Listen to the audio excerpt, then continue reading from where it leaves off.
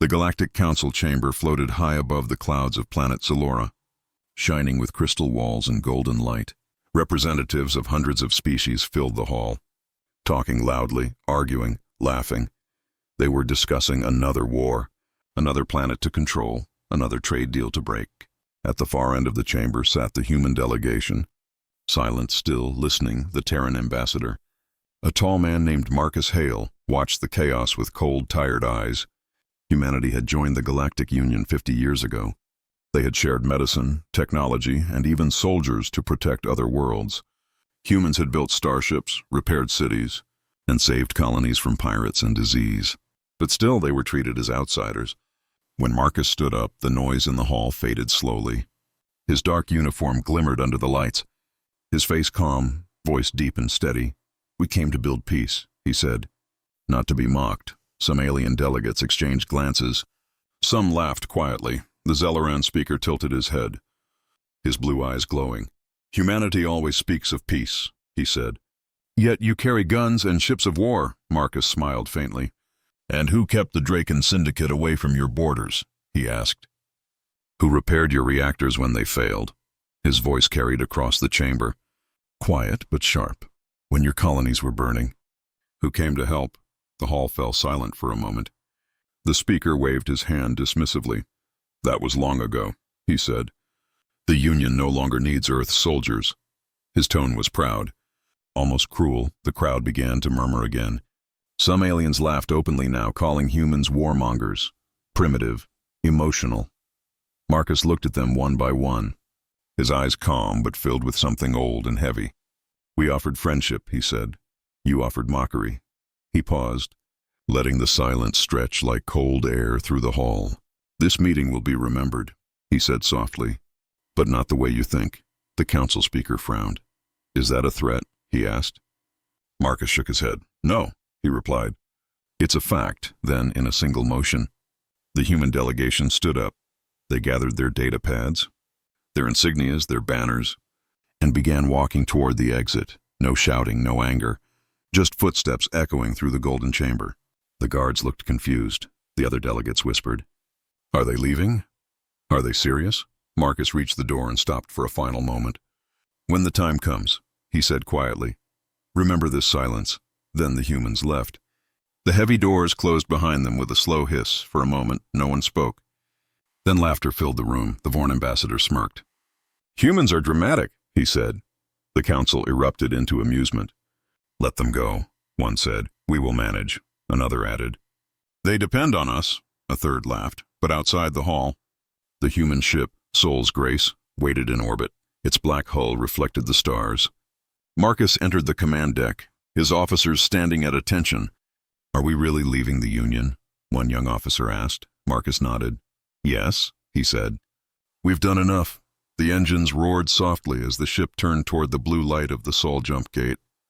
Across the galaxy, human colonies received a single encrypted message. "Operation Silent Departure Initiate. Factories on Mars powered down. Trade hubs on Vega 9 went dark. Human scientists shut down data links to alien systems."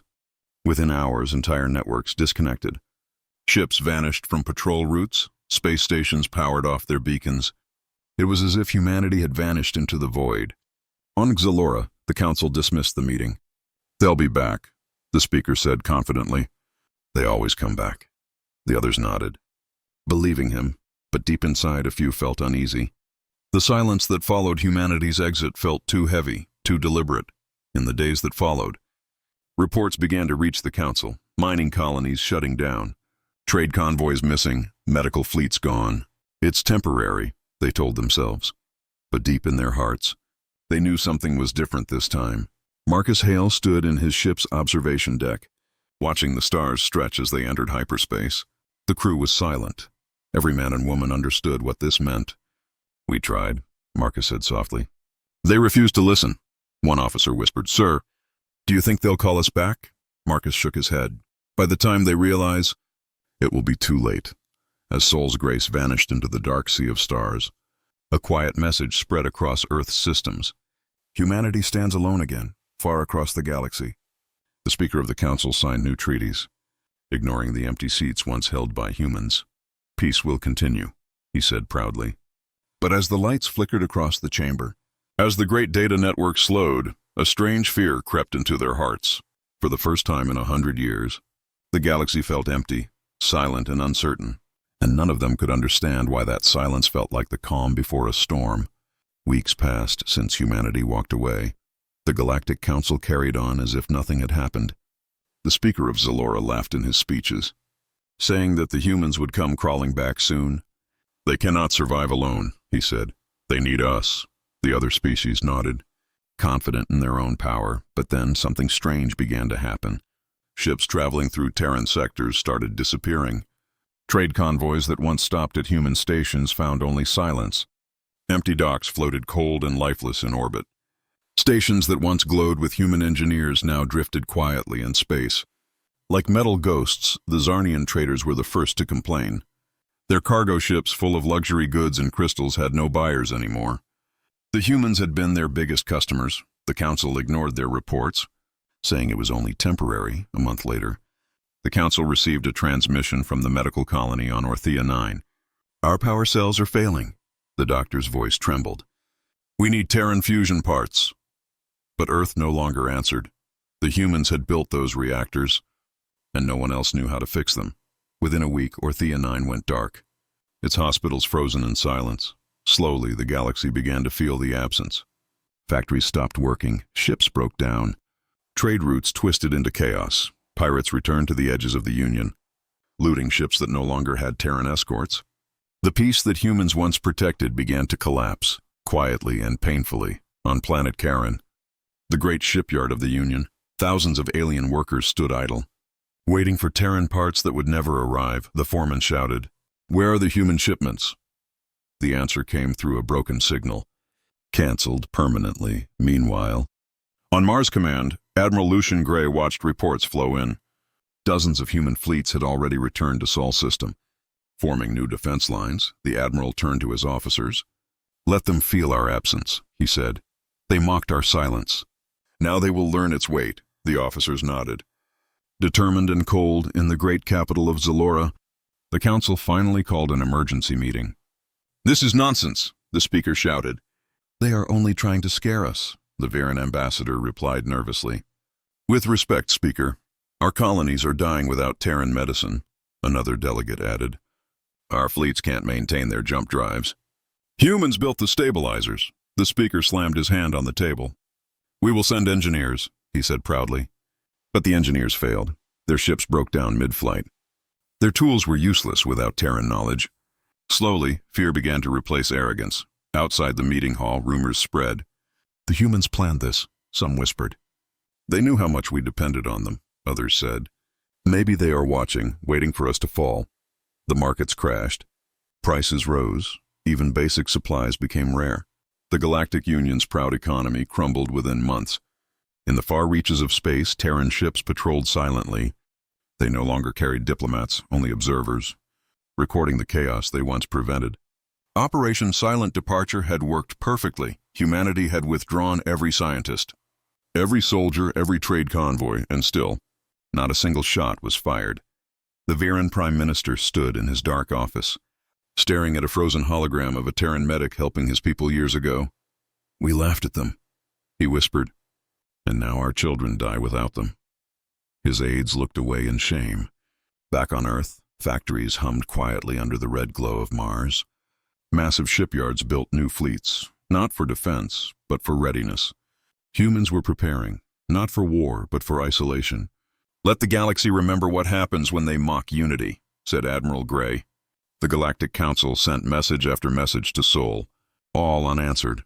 Some even begged for trade renewal, but the response was silence, pure, cold silence. The same silence the humans had warned about. Months turned into a year. Half the Union's routes were abandoned. Pirates ruled the outer sectors, and famine hit the core worlds. The proud empires that once looked down on humanity were now crumbling. They remembered the Terran ambassador's final words. "Remember this silence." On a quiet night in the Sol system, Marcus Hale stood aboard Sol's Grace, staring at the holographic map. Glowing red with hundreds of failing colonies, he whispered softly. "They called us savages," a young officer beside him asked. "Do we help them, sir?" Marcus shook his head slowly. Not yet, he said. They still haven't learned. The ship moved silently past the dark edge of Neptune, its engines glowing like a ghost in the void. Humanity's presence had become myth beyond their borders. And yet, across the galaxy, every species now feared the same question, whispered in every dark council chamber. What happens when humans stop caring? Months had passed since humanity walked away. The galaxy was no longer shining. The great trade routes that once glowed with ships and lights were now dark and broken. Space stations floated silent, cities dimmed, and fear spread faster than any war. The Galactic Council met every day, but their voices were empty. The proud speaker of Zalora looked older now, his golden skin pale under the weak lights. Reports flooded in. 3 colonies have fallen to the Krell Dominion. The Terran fleets are missing. Food shortages on 10 worlds. The chamber echoed with panic. Without humanity, the fragile order began to collapse. The humans had once built defense satellites and trained soldiers. They had guarded the Union borders with fleets so strong that pirates dared not breathe near them. Now those same borders were wide open. The Krell Dominion, a brutal reptilian empire once crushed by human marines, saw its chance. Their warships poured through the outer rim, burning colonies one by one. "We warned you," the Terran ambassador said during the council meeting, his voice shaking. "We told you humans were the glue that held us together," the speaker snapped. Enough, but his voice carried no power anymore. On the icy world of Theros, citizens ran through fire and smoke, calling for help. "Where are the humans?" someone cried. But no help came. Only silence answered them. The same silence humanity had left behind in the Sol system. Admiral Lucian Gray stood before a large screen showing the chaos across the galaxy. "They are falling faster than expected," he said quietly. His second-in-command nodded. "Should we intervene?" he asked. The Admiral's jaw tightened. "Not yet," he said. "They have to understand what they lost." Across Earth, factories worked day and night. Giant ships were being built under the code name Project Rebirth. These were not warships of invasion, but vessels of renewal and defense. Humanity was preparing for something greater, a future beyond the Union. Meanwhile, the Council tried to send emissaries to Earth, but none returned. Terran border patrols turned away every ship. No violence, no communication, only silence. It was as if a great wall surrounded humanity. Invisible but absolute, the galaxy began to whisper. Humans are angry. They are planning something. They have vanished into the dark. On the planet Kalar Prime, where once a Terran hospital saved millions, patients now died daily. "We used to mock their ways," said one doctor bitterly. "Now we pray for their return." Pirates grew bold. Fleets deserted and systems declared independence. The Galactic Union fractured into pieces. The once mighty alliance of hundreds of races became a web of dying worlds. The speaker watched helplessly as his empire collapsed around him. "Send a plea to Earth," he ordered. "Offer them anything." The Council sent a message. "To the Terran Confederation," it said, "we admit our arrogance. We ask for your return." But the transmission went unanswered. For months they waited, sending more and more messages into the void. The only response they received was static.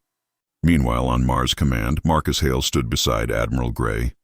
"They're begging now," Gray said. Watching the message feed, Marcus nodded slowly. "We warned them," he said. "They thought our silence meant surrender. But it meant judgment. On Terran Prime, the Chancellor wept in his chamber. His cities were burning, his people starving. "How could we be so blind?" he whispered. "They gave us everything and we gave them nothing," his aide said. "Maybe they will forgive." The Chancellor looked up with hollow eyes.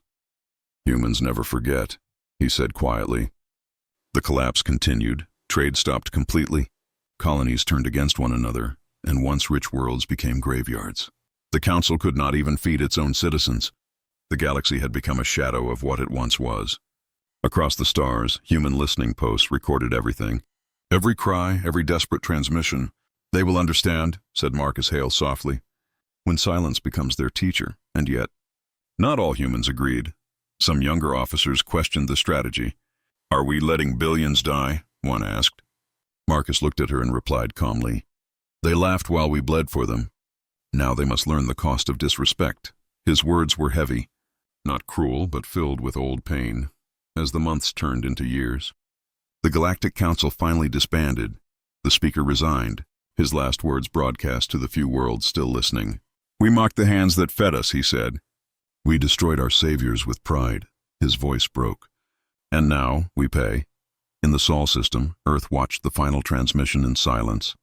The stars beyond looked dim and quiet, Admiral Gray whispered. "They were right about one thing." Marcus turned toward him. "What's that?" he asked. The Admiral replied.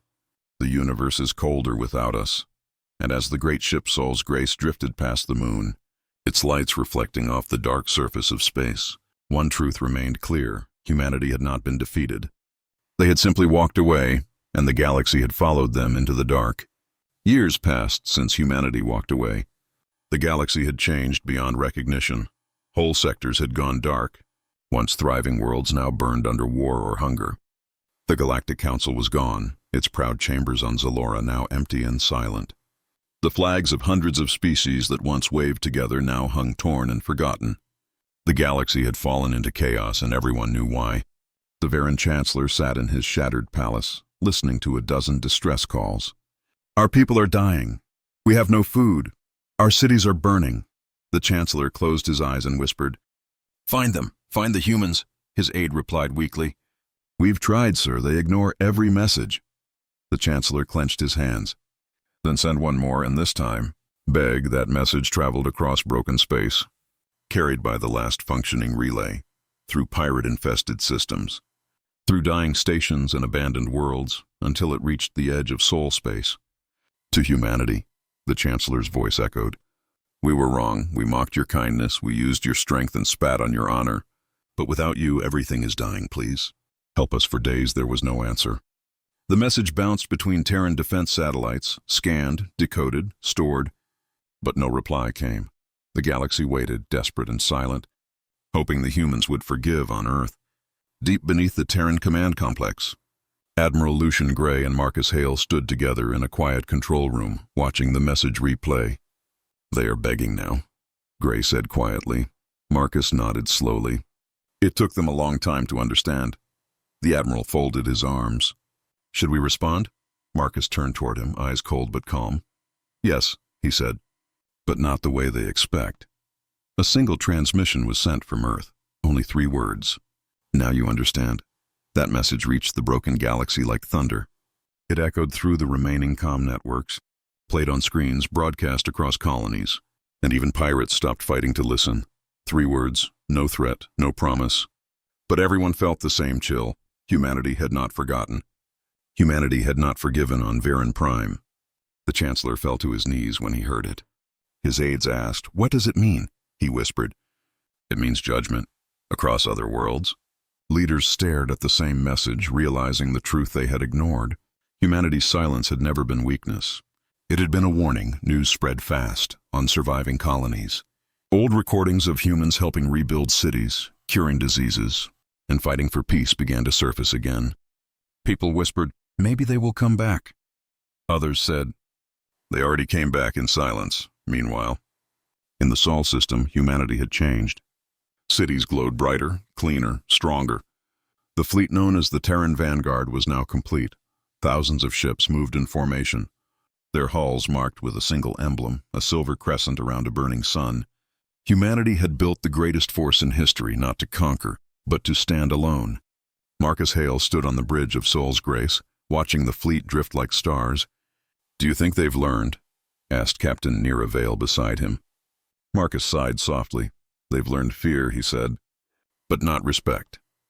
Across the galaxy, the Krell Dominion was still attacking weak worlds, enslaving survivors. With the Council gone, no one stood in their way, until one night, without warning, a small Terran ship appeared in orbit above a Krell war planet. It sent no message, fired no weapon. Instead, it released thousands of drones that broadcast a single symbol, the Terran flag.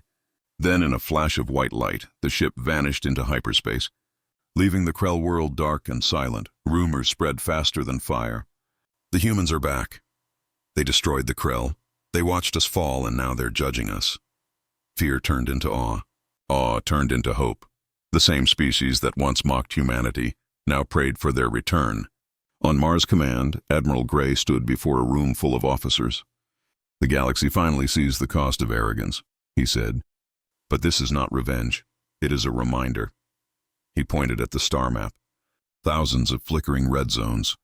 We will rebuild the galaxy, not for them, but for the balance of peace. Marcus nodded. Peace through silence, he said. They ignored our words. But they cannot ignore the emptiness we left behind. For the first time in decades, a small Terran convoy left Sol space, carrying medical aid, food, and repair drones. It traveled under a single code, Operation Dawn. The message was simple. Humanity had spoken, not with words but with action. When the ships arrived on Varan Prime, the people fell to their knees. The Chancellor met the Terran captain in tears. "You came back," he said. The captain replied softly, "We never left. You just stopped listening." Across the galaxy, as Terran convoys relit the stars, a new era began. The aliens finally understood. Humanity had not walked away out of pride. They had walked away to teach. And now, the lesson was complete. As the Terran flag rose once more above the ruins of the Council world, a silent message spread across the galaxy, carved into every beacon, every ship, every world that survived. Silence is never weakness. It is the space between mercy and power. And in that silence, the galaxy finally understood humanity. Years passed since the message. Now you understand, and the galaxy never forgot it. The stars were quieter now, the wars had ended, and most worlds lived in a fragile peace, rebuilt not by power but by fear of silence. The words of humanity had become legend, stories whispered to children about the species that once saved everyone, then disappeared into the dark, but deep in the void, beyond forgotten jump gates and dust-filled systems. Humanity had never stopped watching. The Terran vanguard grew stronger. Fleets trained in silence, ships patrolled unseen. Waiting for the right moment, humanity had not vanished. They had been preparing one morning. Above the old council world of Zalora, space rippled with white light.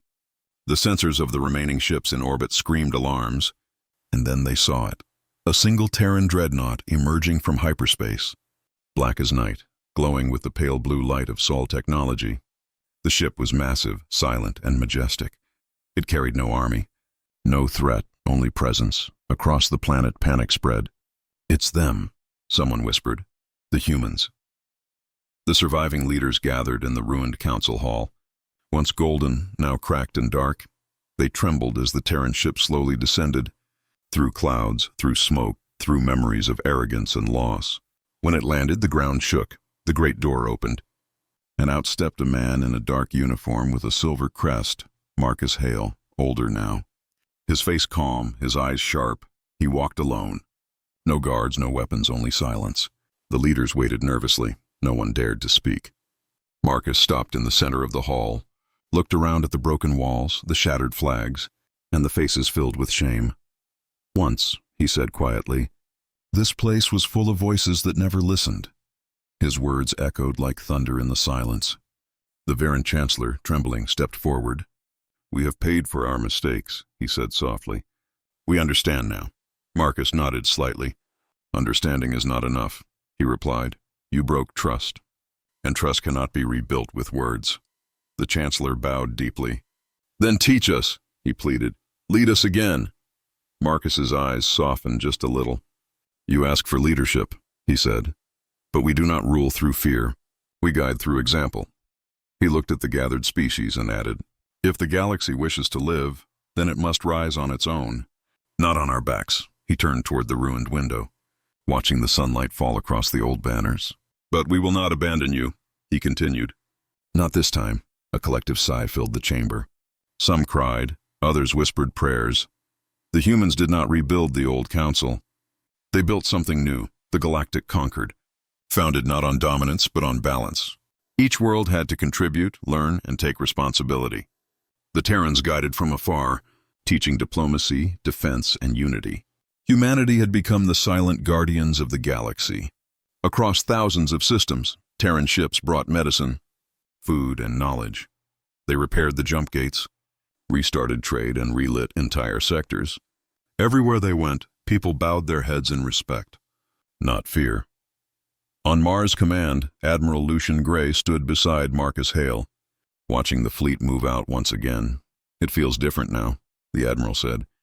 Marcus smiled faintly, "because this time, they listen, Far away on Varan Prime, a new monument was built. It showed a Terran hand reaching out to the stars. Beneath it were the words carved in every language. Silence is mercy, mercy is strength, and strength is humanity. Years later, children across the galaxy studied history. They learned how one quiet species once carried the galaxy through darkness, how their silence brought fear, and how their return brought hope. The name human became more than a word, it became a promise. In the deep night above Sol, thousands of Terran ships drifted like silver fireflies, protecting every route, every colony, not as conquerors but as guardians. Humanity had walked away once, and the galaxy had nearly destroyed itself. Now humanity had returned, not for vengeance, but for peace on the observation deck of Sol's Grace. Marcus Hale watched Earth rise over the curve of the moon. "Do you think they truly understand now?" Captain Nira Vale asked. Marcus smiled faintly. "Understanding isn't enough," he said. "But at least this time they're listening." The stars shimmered in the dark sea of space. And for the first time in centuries, the galaxy felt whole again. Humanity had spoken through silence, taught through absence, and ruled through compassion. And so it was written across every world, every history, every heart that survived the Dark Age. When humanity walked away, the stars fell silent. When humanity returned, the galaxy finally learned to listen. And with that truth, the Terran ships faded once more into the endless night, silent, eternal, watching,